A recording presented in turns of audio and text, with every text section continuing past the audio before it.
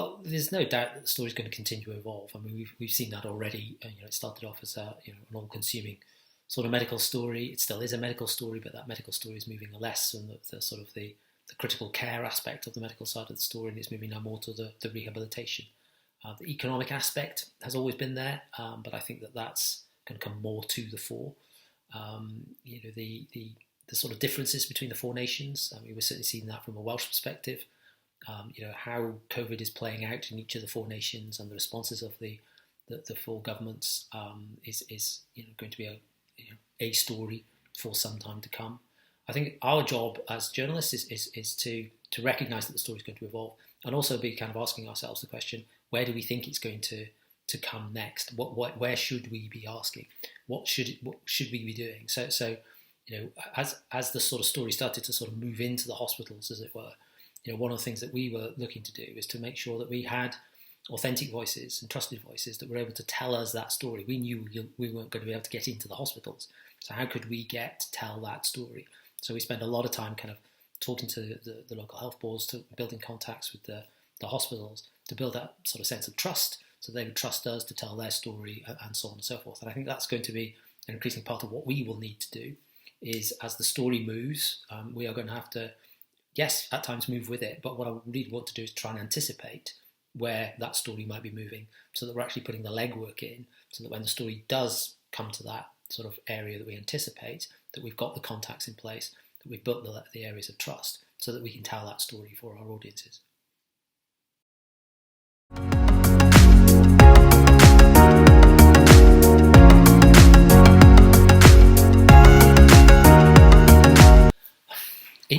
In some ways, I don't think there's been a change per se.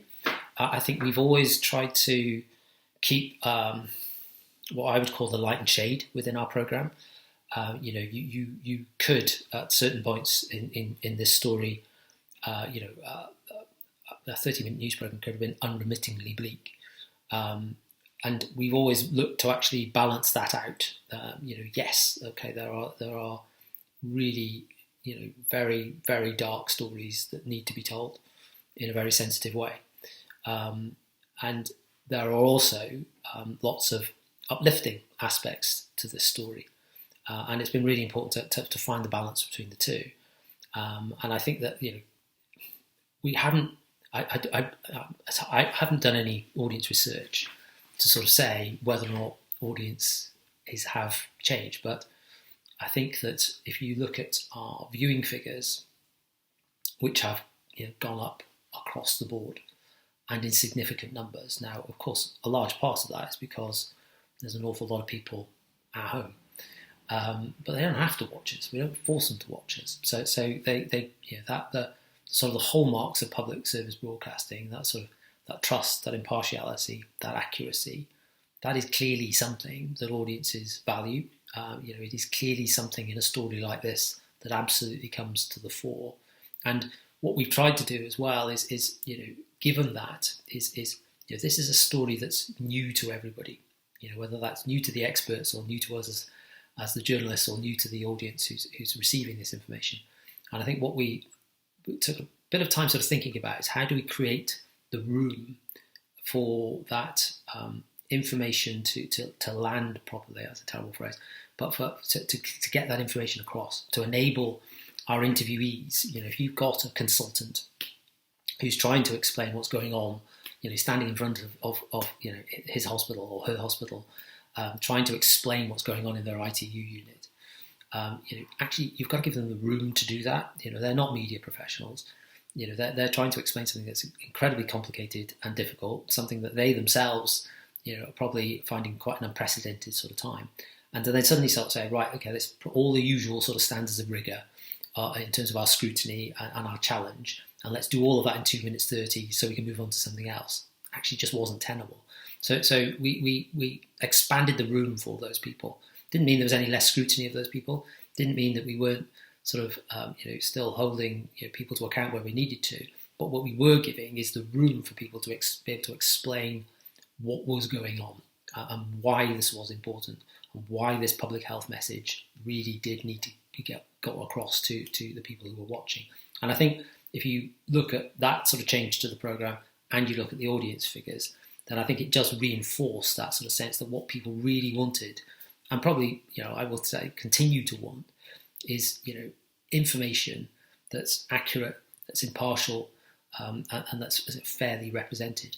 And I think we've managed to do that.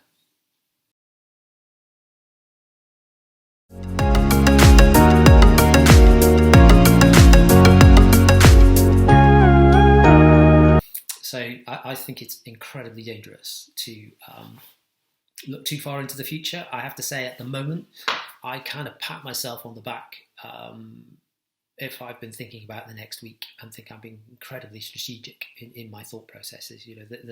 The speed with which this story continues to shift, the speed with which society is now adapting to the post-lockdown world.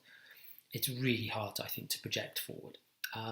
But some of the things I think that an observation I would make, if I could put it that way, is in some ways I think ITV News has been preparing for this period for the last decade. Over the last decade, we've invested massively in giving our journalists laptops and cameras so they can shoot and edit in the field and work from home. We've invested in highly mobile live technology so we can go live to more communities. So when it became apparent that actually what we couldn't do was work out of our centralised newsroom in the way that we typically would have, actually it wasn't that big a shift for a great many of our people to suddenly work in the communities that they're in. And I have to say, I'm going to come across as really quite old-fashioned here, but I'm quite a big fan of that, because I've never really felt that the best place to find a great news story is in fact in your newsroom. You're not really going to find a great story there. You might find some stories, but whether they're great stories or whether you can broadcast them is a different matter. Where you are going to find great stories is from your contacts, is from your own hinterland as a journalist, where you inhabit. And now I think that will, I hope, if there's a lasting sort of legacy that comes out of this, it will empower more of our journalists to think in that way. That actually, what is my job? My job is to tell stories. Where do my stories come from? Well, they come from the people that I'm in contact with and who are in contact with me and who see me as somebody who can tell their stories. And I think that could be, hopefully, a lasting legacy of this. I think there will be other changes too. I think we will be less reliant on that kind of 9 to 5 kind of culture where you need to start your day here and finish your day there. We'll be, I think as managers, I think we'll be more accepting. I think that, really it's about getting the work done in the best way for that individual, given the life circumstances that they have, rather than having it done by a certain time of day, etc., in a certain place, in a certain way. There are some restrictions to that, of course. We're on the air at 6 o'clock live every evening. But even within that, we've because we've had to, we've discovered some real incredible innovation that actually enables people to do things that we would not have imagined that they would have been possible to have been done from home. So I think there will be some lasting impacts from this. I hope the biggest change will be, for our journalists themselves, in just realising actually what the job is all about, really, and it's all about telling stories. And they have the tools to do that, and they have the hinterland in which to do that. And I hope that that's the sort of the lasting legacy from that.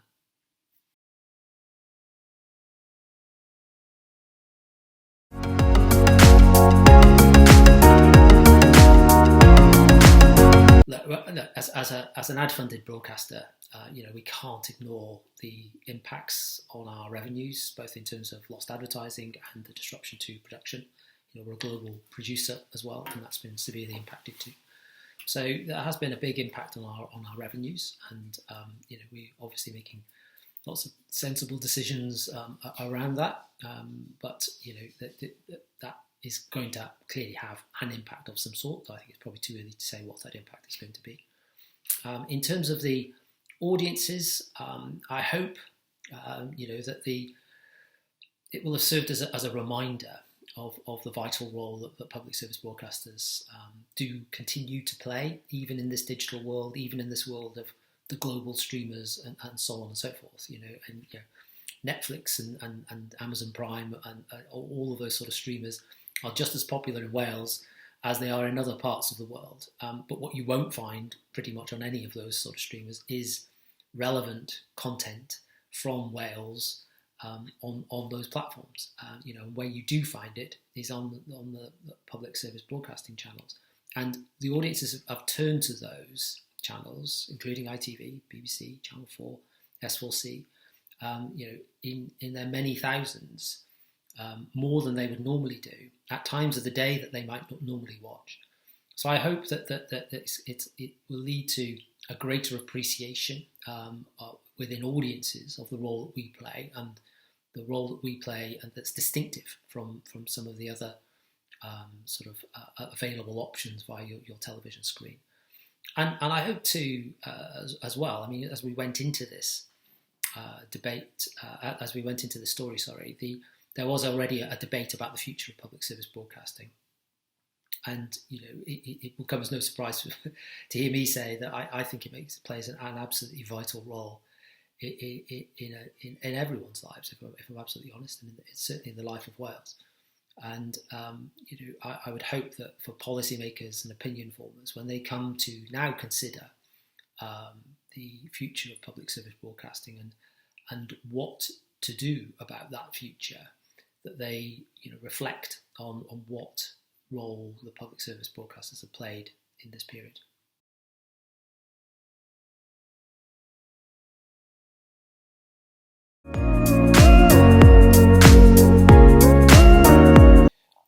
Asked an awful lot about working practices, not least because I think an awful lot of businesses are now starting to sort of think, right, how do we actually come back out of lockdown? How do we work in this new world? And in some ways, as a public service broadcaster and working in news and current affairs in particular, we never stopped. We never went into lockdown. We continued to report pretty much in the same way. Well, not in the same way, but we continue to report with the same programs and the same sort of outputs that we've always had. And somebody on my team, when we were reflecting a couple of weeks into that sort of journey, sort of early April, one of my team quite neatly sort of put it in a way. They said that what I'd asked them to do was to sort of like change the wheels on the car, but I wasn't allowing them to stop the car for them to do it. And I think that's a really good analogy of what we did. So when we look at what we're doing now compared with what we were doing just 12 weeks ago, it is vastly different in terms of the how we are doing things, without question. Our priority throughout has been to keep people safe. Yes, we want to get out on the air, but we want to keep people safe. And so, we applied sort of social distancing in our newsroom and in our galleries and our production facilities right from the onset. And we've looked to maintain that on air, on the road, and so on and so forth. And again, a bit like the story itself, that's continuing to it. That is evolving. So an awful lot of the sort of reporting in the first couple of weeks was being done by people at home, and we're still seeing that. But increasingly, those reporters are working in a socially distanced way and keeping themselves safe. But increasingly, we are moving to sort of on-the-road reporting. We're now starting to do more on-the-road lives and so on and so forth. There are limits to what we can achieve given the numbers of people that we have available to us and the restrictions of social distancing. But I would hope that for our viewers, that what they've seen in the last sort of 3, 4, 5 weeks is a sort of a returning to some semblance of on-air normality, whilst behind the scenes, actually, it is far from the case, because our overall and overriding priority is to keep our people safe, and that there are fundamental things that we need to do differently if we are to do that, and that's now ingrained in our culture, it's ingrained in our risk assessments, and ingrained in our approach. So how we do things is different, but that what we do is very much the same. We play a vital role in Welsh life, and we want to continue to play that role. And in terms of the stories that we're looking for, the sort of judgments about those stories and the reason those stories get picked over other stories remain the sort of same. It's all about access and insight. It's all about great picture, and it's all about making sure that it's also told through people. And if it can't be told through people, doesn't have a great picture, it doesn't really give you any insight, then it's unlikely to make our programme.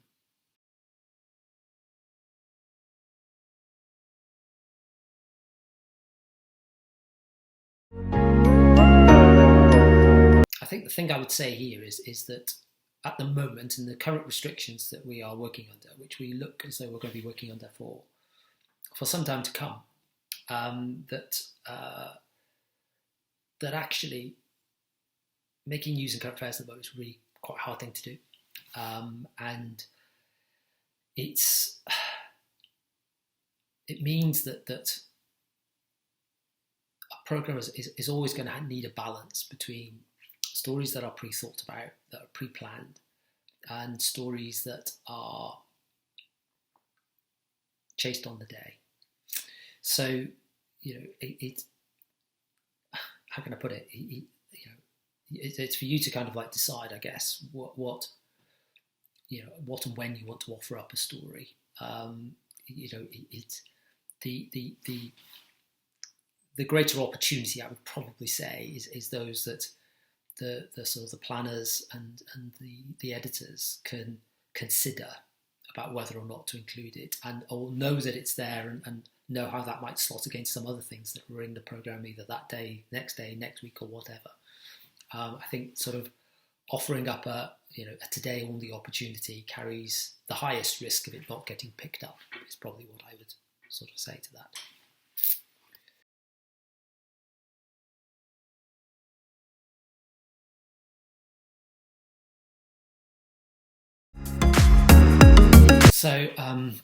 So I'm always asked this question: what sort of subjects or issues are you looking for? And my answer is always kind of pretty similar. Actually, is in a sense, don't second guess us.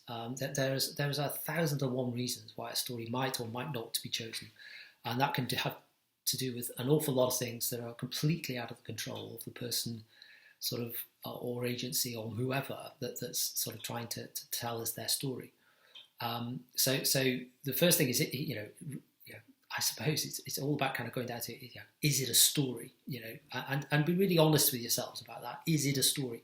If you are wanting to promote your client or your business or whatever it might be, well, then ITV actually offers an absolutely fantastic and unrivaled advertising platform for just that purpose.